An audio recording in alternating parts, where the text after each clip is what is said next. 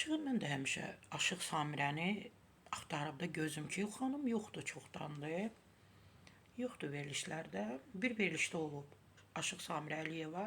Təbii ki, ona sual yönəldiblər ki, niyə yoxsan? İki başlı da olub. Belə bu qəribə verilişlərin də qəribə adları var. İki başlı, nə bilim, dipçək, gülqabı. Belə qəribə adlar var.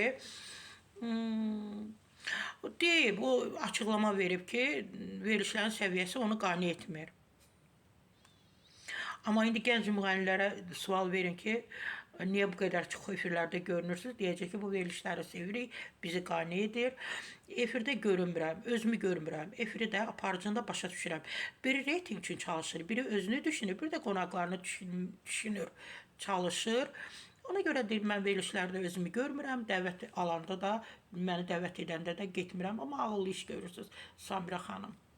Məndən bu qədər. Sara Səfradan tövsiyə.